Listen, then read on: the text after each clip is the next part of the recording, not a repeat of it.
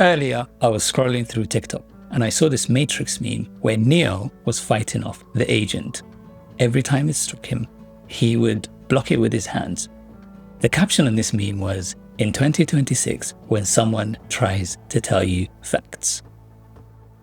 Are we living in a post-truth era? Does anyone trust anything anymore? This will be the topic of this video. So, around a quarter of a century ago, at the beginning of the century in fact, we had the internet, right? Smartphones were coming online.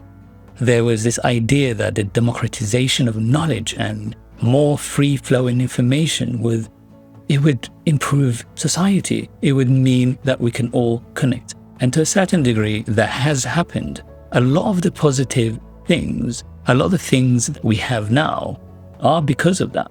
But there have also been some negative consequences. So, before we get into any of it though, please remember to like and subscribe. This is like my second video, so please support. Thank you. So where do we get started?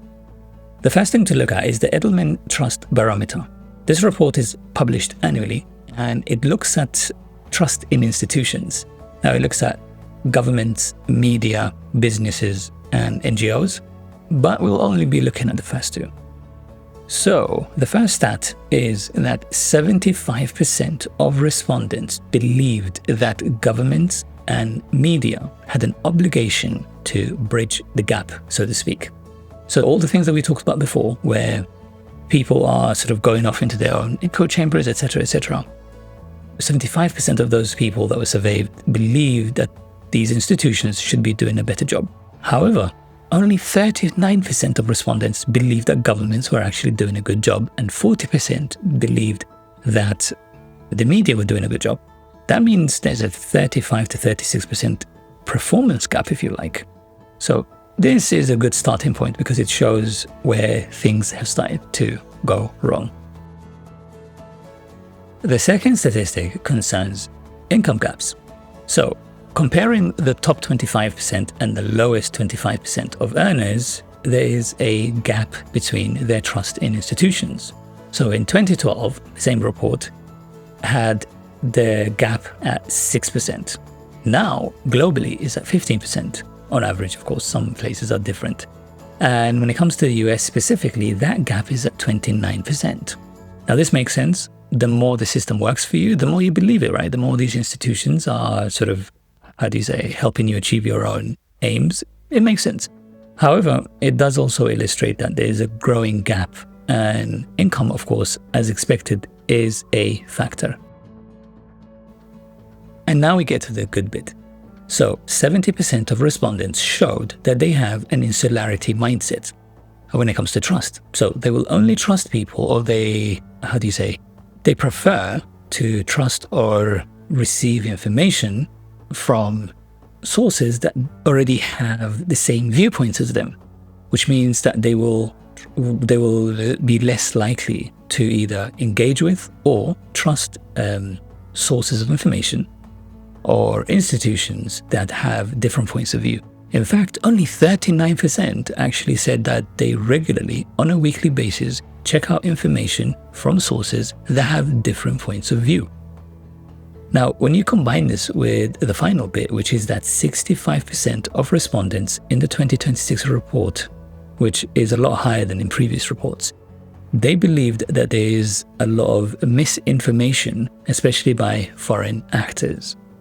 Now, if you live in the UK or in the West in general, you will see that there has been a trend of, there has been sort of growing concerns over this, and justifiably so. Now, I'm not going to go into the specific politics in the UK here, but if you've been following the news, you'll kind of know that this is actually both happening and it is a concern. Now, beyond the statistics, I think it's also important to look at certain social changes over the last quarter of a century or so. Now, there is this idea that shared spaces have been reducing.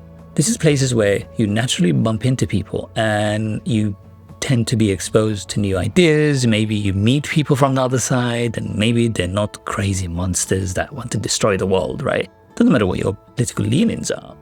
Normally you meet people and you're like, oh, actually, I've met someone who's, has the complete opposite point of view. But hey, when you meet someone in real life, it humanizes them, right? Whereas when quite often, especially with social media and you argue with people in the comment section, it's easier to see them as some sort of, just some sort of inhuman alien figure that just is evil. But when you see someone in real life and you talk to them, there's a certain respect, the idea of keyboard warriors. So yeah, the idea of shared spaces being lost is also a big factor in all of this. This leads nicely into the work of Robert Putnam.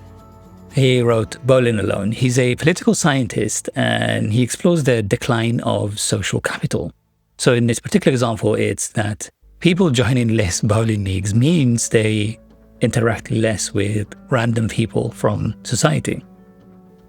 Now, this might just be a very particularly American example, but it connects with the idea of shared spaces. So before we talked about less shared spaces, less clubs, less youth clubs, and places where people could just meet up. So for example, I believe I used to go to the library a lot more when I was a kid. I'm not sure if people still do that. Maybe it's just because I'm old. So things like that. It also leads nicely into the following idea, which is the public sphere.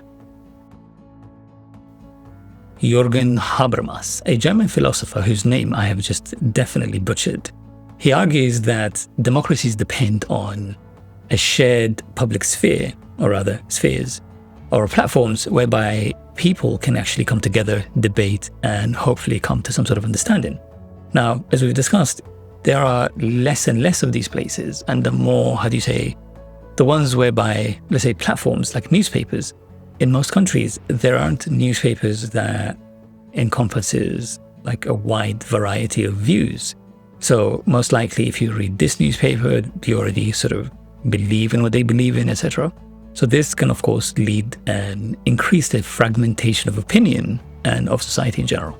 Everything seems to point to the idea that society is more and more fragmented, and that to improve things, ideally, and you don't have to listen to me, this is just what I think right now. What I think tomorrow might be different, and you should come to your own sort of opinion. But maybe coming together and finding ways to engage with people across sort of the political divide or societal divide. It doesn't matter. It could be gender, it could be politics, it could be any kind of thing. Coming together and sort of discussing ideas, maybe the human sort of side of it, the human connection, can overcome some of those differences. At least that's the idea. What do you think? Let me know.